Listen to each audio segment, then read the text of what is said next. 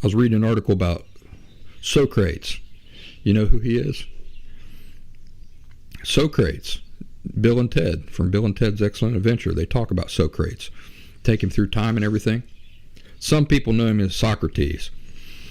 Socrates, I was reading an article about him, and it reminded me about having borderline personality disorder, being emotionally unhealthy, and escaping that. And this article about it reminded me of that. Also, the whole process of becoming healthy, asking questions, using my brain to sort things out, to see connections between things. In the article it said Socrates walked the street of Athens and engaged its citizens in ethical dialogues featuring questions such as, what is freedom? What is justice? What is courage? Many of these dialogues would end with other people opposite Socrates having to change their preconceived answers because Socrates' line of questioning, which often exposed their lack of wisdom.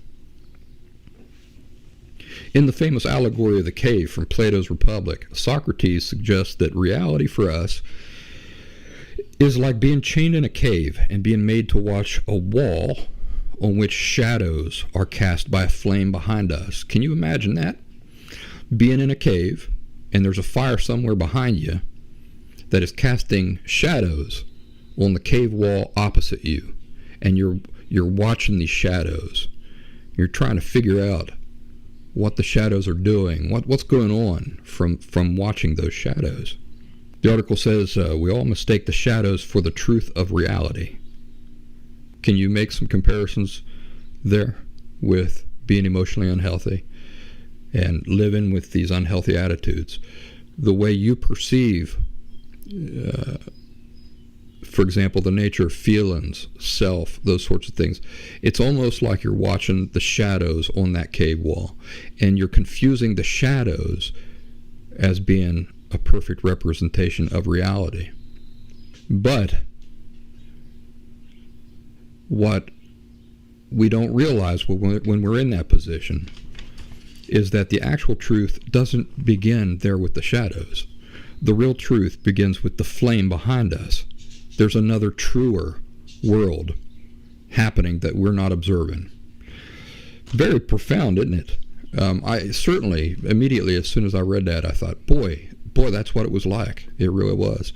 When I was emotionally unhealthy, my understanding of life in the world was one thing, and I was certain about it.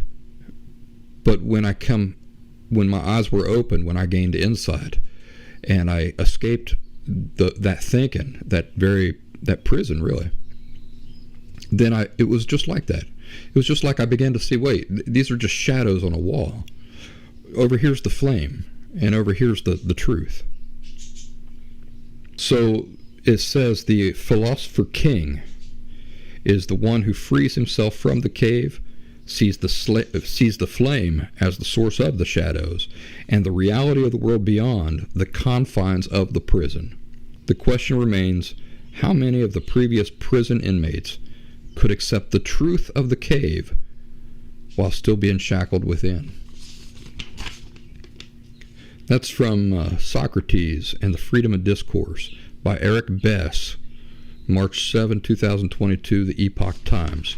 I really like the imagery there, and for me, at least, it really accurately describes what it was like to escape those distorted concepts, those distorted attitudes, distorted thinking, distorted understanding of things. I never want to go back here. I want to help you stop focusing on the shadows on the cave wall. Realize that the flames are where all the answers are. That's where you're going to see the real nature of things, and so that you can escape it too and start helping other people do the same.